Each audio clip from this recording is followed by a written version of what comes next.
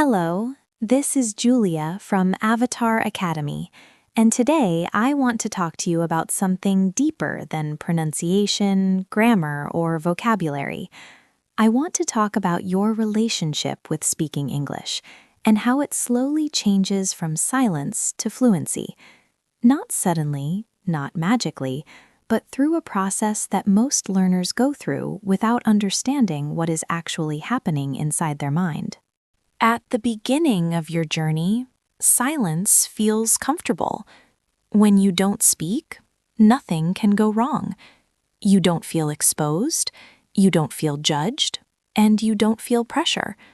Your English exists safely inside your head. You listen, you understand, you maybe even think in English sometimes. But speaking feels like crossing a line. Once you speak, English is no longer private. It becomes visible, and visibility is where fear begins. Many learners believe that fear comes from weak English. In reality, fear comes from lack of emotional experience with speaking. Your brain has learned English mainly in quiet situations, listening alone, reading alone, studying alone. But speaking is not a quiet skill. It is social. It happens in front of people, real or imagined. And the brain treats social exposure differently from study.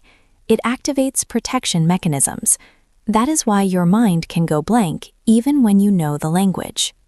Moving from silence to fluency does not mean suddenly speaking perfectly.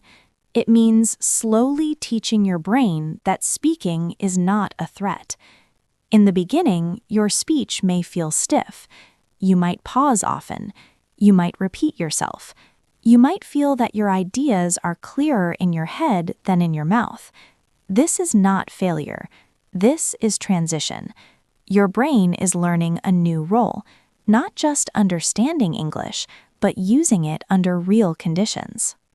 One of the biggest obstacles during this phase is self-monitoring. You listen to yourself while you speak. You analyze every sentence as it comes out. You judge your accent, your word choice, your grammar. This constant monitoring creates tension, and tension interrupts flow. Fluent speakers are not fluent because they make fewer mistakes. They are fluent because they allow themselves to continue despite mistakes. As you speak more often, something important begins to change. You stop trying to build perfect sentences in advance. Instead, you start trusting familiar patterns. You rely on phrases, structures, and rhythms you have heard many times. This reduces cognitive load. Your brain no longer works word by word. It works in chunks, and chunks are the foundation of fluency. Another shift happens emotionally. At first, every mistake feels personal. A wrong word feels like a reflection of your intelligence. But with repeated exposure, mistakes lose their emotional weight. They become neutral. You notice them, you correct them, or you ignore them and move on. This emotional neutrality is one of the clearest signs that your relationship with speaking is changing. Over time, you also begin to notice that fluent speech is not about speed, it is about continuity. Fluent speakers hesitate, pause, and reformulate all the time. The difference is that they do not stop completely. They stay inside the conversation. They keep the thread alive. When you learn to do the same, your speech becomes more natural, even if it is not perfect. Listening also changes during this process. You stop listening only for meaning and start listening for behavior. You notice how speakers start ideas, how they continue them, how they react, and how they recover when they lose their words. You realize that fluency is flexible, not rigid.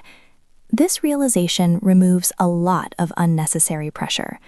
Another important aspect of this transformation is identity. At first, you may feel that you are a different person when you speak English, less expressive, less confident, less funny. This is normal. You are building a new version of yourself in another language. Identity does not transfer automatically. It develops through use. As you speak more, your personality slowly finds its way into English, not by force, but by familiarity. By the end of this process, silence no longer feels safe. It feels limiting. You realize that staying quiet protects you from mistakes, but it also protects you from growth. Speaking, even imperfectly, starts to feel lighter. You are no longer waiting to feel ready. You are responding, reacting, and participating. Fluency is not the absence of fear. It is the ability to act while fear is present. When you change your relationship with speaking, English stops being something you perform and starts becoming something you use. And that is when real progress happens. If you want to continue this journey in a structured way, you'll find a worksheet for this episode in our Telegram group, with exercises designed to help you build speaking continuity and reduce hesitation. You'll also find our Instagram link in the description for daily content that supports your learning.